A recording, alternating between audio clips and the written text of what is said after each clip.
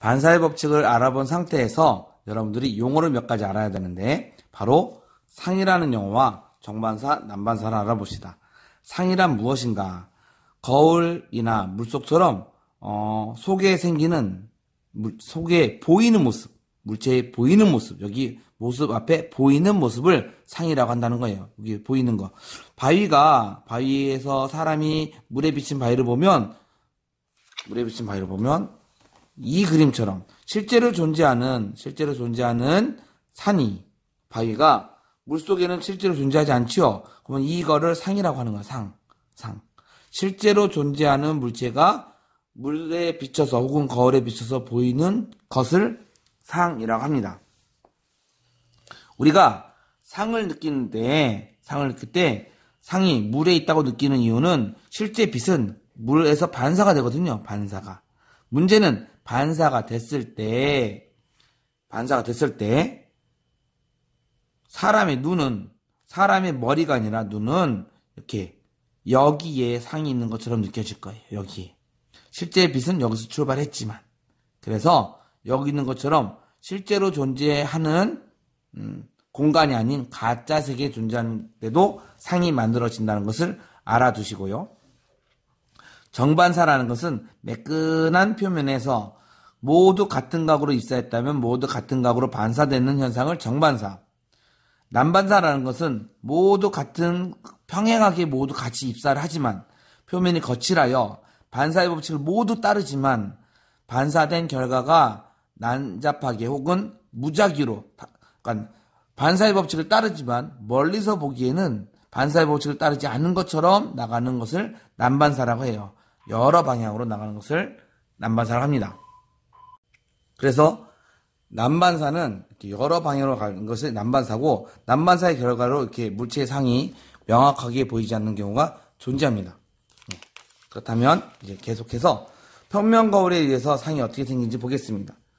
평면 거울에 의해서 생기는 상의 그림을 보면 첫 번째 예시를 보겠습니다. 교과서 기준으로는 머리에서 광원에서 출발한 빛이 머리에 도착을 했겠죠. 여러 방향으로 가는 것 중에 선 2개만 선택할 거예요. 2개만 되면 돼요. 2개. 그래서 아무렇게나 2개를 하나를 가서 반사의 법칙대로 그려서 도착을 했고, 또 하나 출발을 해서 반사의 법칙대로 그려서 도착을 할 거예요. 예. 문제는 이 빛과 이 빛이 여기서 출발하면 절대로 만나지 않을 거라는 거예요. 그렇다면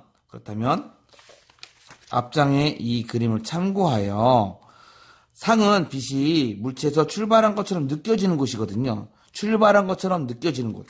출발한 것으로 느껴지는 곳이니까 만나야 되겠죠? 만나는 곳을 찾을 거예요.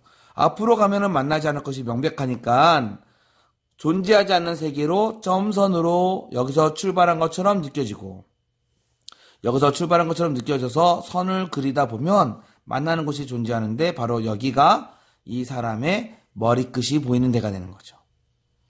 여기도 똑같이 한번 그려볼까요? 여기 턱에서 출발한 빛이 반사의 법칙대로 그림을 그릴 거고요. 턱에서 출발한 다른 하나의 빛이 반사의 법칙대로 그림을 그릴 거예요. 그러면 역시 이 빛이 반사된 것도 여기 어딘가에서 출발했겠고, 이 빛이 반사된 것도 어딘가에서 출발했으니까 여기서 만나겠죠? 만나는 데가 턱의 상이 되는 거죠. 모든 곳에 상을 연결하면 사람의 얼굴이 보일 거예요. 교과서 그림이 잘 되어 있지만 어려워요. 그래서 제가 이제 다시 한번 평면 거울에 의한 상을 그려볼게요. 평면 거울이 존재를 하는데 사람 얼굴은 그리기 힘드니까 제가 점으로 시작하고 화살표로 끝나는 물체를 생각해 보겠습니다. 흰색 광원에서 모든 빛이 출발을 하는데 여기에 도착해서 아무렇게나 가겠죠. 이렇게 그려도 되고 이렇게 그려도 되고 이렇게 그려도 되는데 랜덤하게 그려도 된다고 했으니까 정말 랜덤하게 이렇게 그릴 거예요. 이렇게. 네, 이렇게 빛이 도착을 했어요. 그러면 법선을 생각해야죠. 법선을. 직각인 법선을 생각하고 입사각과 반사각이 같도록 반사를 일으킬 거예요. 이렇게. 그리고 또 하나 생각할 거예요. 그런데 상식적으로 다른 각도로 가서 그리면 똑같이 이렇게 그려야 되거든요. 그려도 돼요. 우리 교과서 그림처럼. 하지만 조금 더 편하게 생각한다면 90도로 들어가면 입사각이 0도죠. 법선과 이루는 각도니까. 그래서 다시 그대로 나가겠죠. 네. 그래서 이 그림이 매우 편한 것 같아요. 저는. 그래서 90도로 들어갔던 빛은 90도로 나오고 이렇게 나오니까 두 빛은 만나지 않겠죠. 그러면 이 빛은 여기서 출발한 것처럼 느껴질 것이고 이 빛은 여기서 출발한 것처럼 느껴지겠죠. 그러면 만나는 데가 존재하고 여기가 이 물체의 화살표 끝의 상이죠. 상. 이렇게 그리는 거예요. 여기도 마찬가지로 이번엔 90도로 하지 않고요. 랜덤하게 한번 해볼게요. 이렇게 도착을 하고 법선을 그릴 거고 입사각과 반사각이 같게 그림을 그릴 겁니다. 이 빛은 여기서 출발한 것처럼 느껴질 거예요.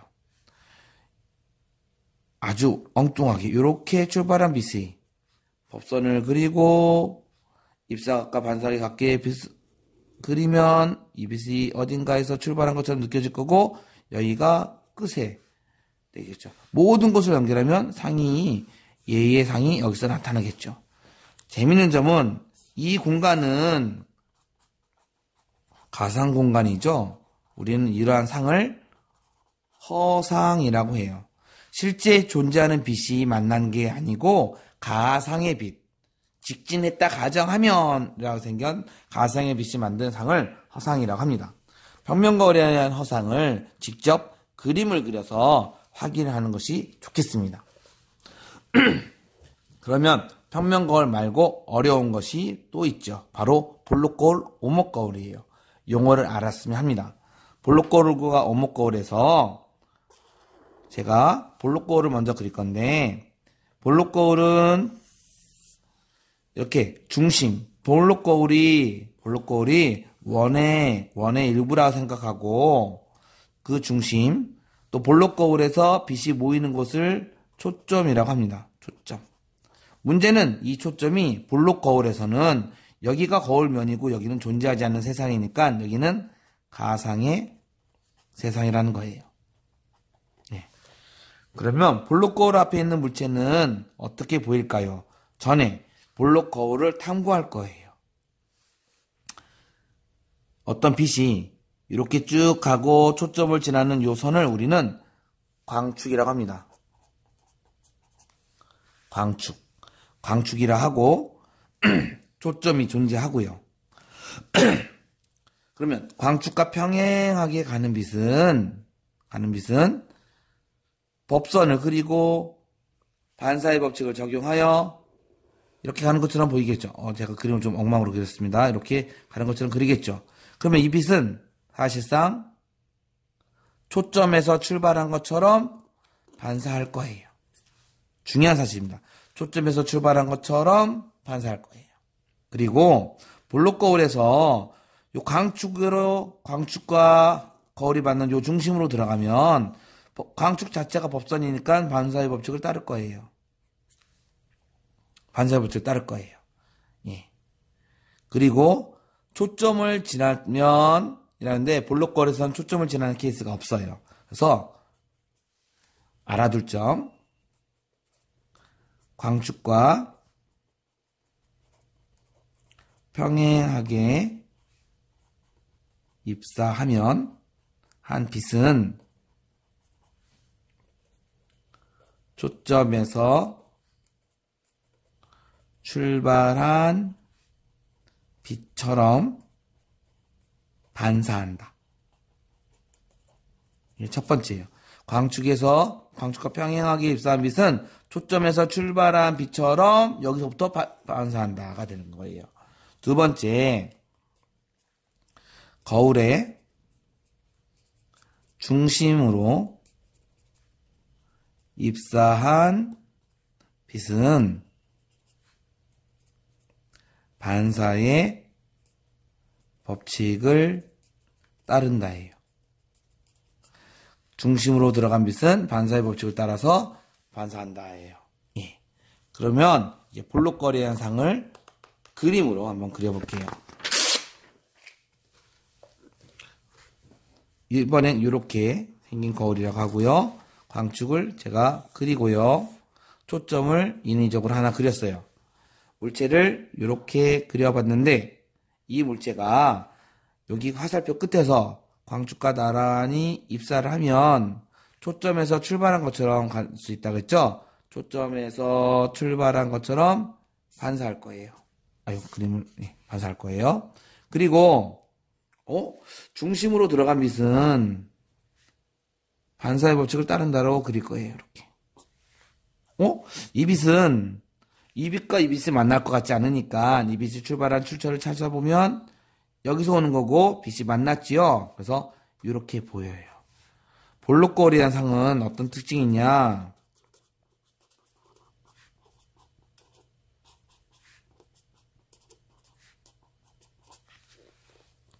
먼저 똑바로 선 상이에요. 방향이 같지요. 예. 두 번째, 작아진다. 어려운 말로 축소라고 하죠. 작아졌죠. 그 다음에 세 번째, 허상. 허상이 무슨 뜻이냐? 진짜 빛이 만나지 않았다는 거예요.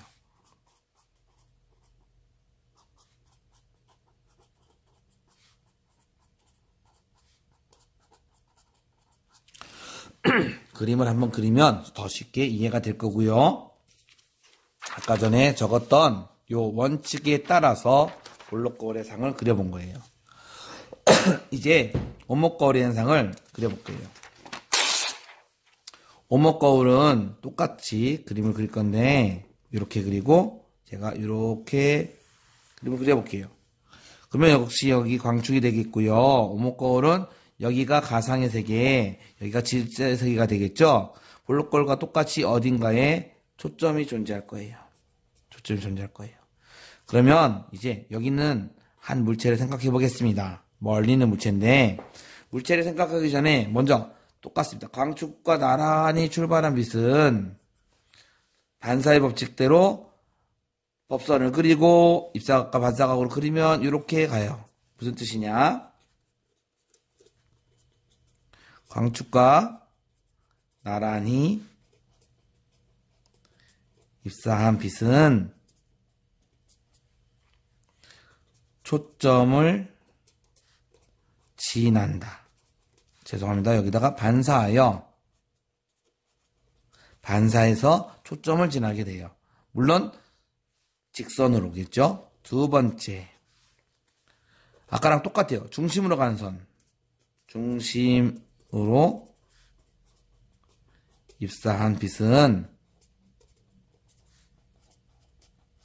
반사의 법칙을 따른다. 왜냐? 광축이 법선이니까. 그래서 얘가 이렇게 간 빛은 반사의 법칙을 따라서 이렇게 갈 거예요. 실제로 빛이 여기서 만났네요. 그래서 물체상이 이렇게 거꾸로 생겨요. 하나 더. 초점으로 향한 빛은 이번에 초점을 지나는 빛이 존재하겠죠? 광축과 나란히 갈 거예요. 하나 더 적으면 초점을 지나는 빛은 반사하여 광축과 나란히 또는 평행하게 나간다. 이렇게 그리면 한 점에서 만나죠. 그래서 오목거울의 상은 한 가지 중에 여러 가지가 있는데 하나가 바로 뭐냐? 거꾸로 선상이에요. 화살표가 위로 향했는데 아래로 향했고, 다음에 실상이에요. 실상이 무슨 뜻이냐면, 실제 빛이 만난 거예요. 가상의 세계가 존재하지 않잖아요. 다 실제 빛이 만난 곳이에요. 실상이라고 합니다. 오목거울의 상의 첫 번째입니다. 그런데 오목거울은 이런 상만 생기지 않아요. 오목거울은 이런 상도 생겨요. 이번엔 그림을 이렇게 그릴 거고요. 광축을 이렇게 그릴 거고요. 초점을 여기다 그릴 거고요. 물체를 여기다가 그려볼게요. 이렇게. 초점 안쪽에 있으면 광축과 나란하게 지나면 초점을 지난다. 초점을 지나겠죠. 그러면 또 하나, 중심. 그림을 그릴 때 볼록골과 같이 세 가지가 있지만 얘와 얘는 똑같은 말이에요. 방향이 반대일 뿐이니까. 그래서 두 가지 선만 그리면 돼요.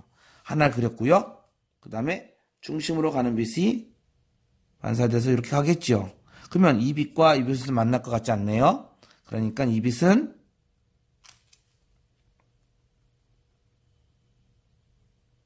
여기서 왔다 생각할 거고, 이 빛은 여기서 왔다 생각할 겁니다. 오, 가상의 세계에서 물체가 만났네요. 빛이 만났네요. 그러니까 오목거리한 상 두 번째는 바로 똑바로 선 상이죠. 다음에 허상이죠.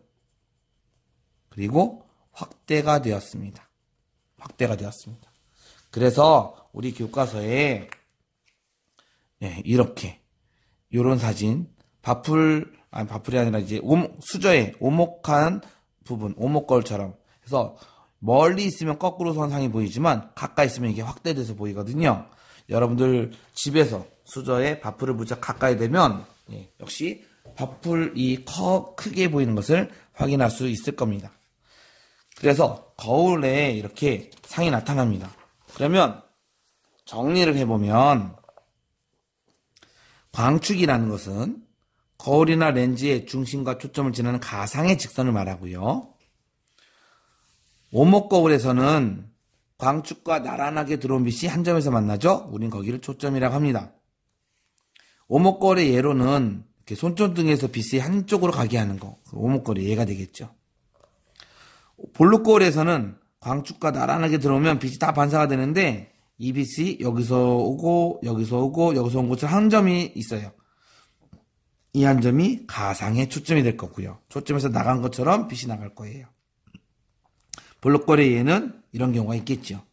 그래서 우리들 주변에 오목거울, 아까 평면거울, 볼록거울, 오목거울의 상이 어떻게 생기는지, 어떻게 이용되는지를 알았으면 합니다. 차량이 보호한 거울은 볼록거울의 예고, 화장거울은 평면거울, 휴대전화도 볼록거울의 예죠. 채화거울은 오목거울의 예가 되겠고요. 구간거울은 평면거울이에요. 그런데 경우에 따라서는 오목거울로 확대돼서 보기도 해요. 대부분은 평면거울이라고 합니다. 방법용 거울은 볼록거울이 되겠죠. 그리고 차량에서 볼록거울 쓰고 오목거울 쓰고 평면거울 쓴다는 사실 역시 우리들 주변으로 알아두면 좋겠습니다. 교과서 읽어보시고 그림 그리는 거 한 번 더 확인하시면 도움이 될 겁니다.